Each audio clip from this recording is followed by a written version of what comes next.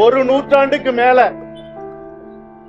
தன்னலமற்று எந்த விதமான சுயநலமும் இல்லாம இந்த மண்ணுக்காக இனத்துக்காக தன்னுடைய சிறு வயதிலேயே இந்திய ஒன்றியத்தின் சுதந்திர போராட்டத்தில் சமரசமற்ற தன்னுடைய பங்களிப்பை செலுத்தி அதுவும் ஒரு அமைதி வழியில போராடின இயக்கங்களோட இல்லாம ஆயுதம் தூக்கி போராடின ஐயா நல்லக்கண்ணு அந்த சுதந்திர போராட்டத்திலே சிறைபிடிக்கப்பட்டு அவர் அந்த இளைஞனாக இருக்கும் போதே அவருடைய முடிகளை அவருடைய மீசைய ஒவ்வொன்றாக பிடுங்கி அவருடைய நகங்களை விரல்களை சிதைச்சு அப்படி தன்னுடைய உயிரை பத்தி கூட கவலைப்படாத இந்த மண்ணின் சுதந்திரத்துக்காக போராட தொடங்கி அதன் பிறகு கம்யூனிஸ்ட் இயக்கங்கள்ல தன்னை முழுவதுமாக தன்னை அர்ப்பணித்து அதிலையும் எண்ணற்ற போராட்டங்கள் தலைமறைவு வாழ்க்கை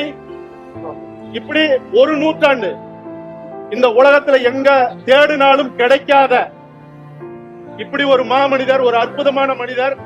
அவர் 50,000 ஆண்டுகள் வரலாறு கொண்ட எங்களுடைய தமிழினத்துல தோன்றி இப்படி வாழ்வாங்கு வாழ்ந்து சுயநலமற்று வாழ்ந்த அந்த மனிதர், நூற்றாண்டை கடந்த வாழ்ந்த மனிதர், இனி எந்த நூற்றாண்டிலும் இப்படி ஒரு மனிதர் இந்த உலகத்துல இந்த பூமி பந்தில தோன்ற முடியாதுங்கிற அளவுக்கு வாழ்ந்த ஐயா நல்லக்கண் அவர்கள் இன்னைக்கு நம்மளை எல்லாம் விட்டு மூச்சை நிறுத்தி கொண்டார்.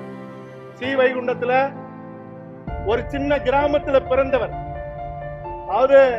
அவருடைய நூற்றாண்டு விழாவை என்னுடைய நண்பர் தயாரிப்பாளர் மணிவண்ணன் அவர்கள் ஒரு பிரம்மாண்ட அளவுல நடத்தினாரு.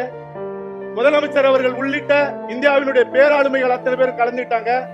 அப்ப எல்லாரும் நாங்க வச்ச கோரிக்கை, அந்த ஸ்ரீவைகுண்ட அந்த கிராமத்துல இருக்கிற அரசு சுகாதார நிலையம் மருத்துவமனைக்கு ஐயாவோட பெயரை வைக்கணும்னு கோரிக்கை வச்ச எண்ணற்ற கோரிக்கை இல்ல. முதல் கோரிக்கையாக மரியாதைக்குரிய முதலமைச்சர் மு க ஸ்டாலின் அவர்கள் உடனடியாக நிறைவேற்றணும்னு சொன்னாங்க. அது அவருடைய கவனத்துக்கு அவர் சொல்லி அது நடக்கலையா இல்ல இன்னும் அது போய் சேரலையான்னு தெரியல.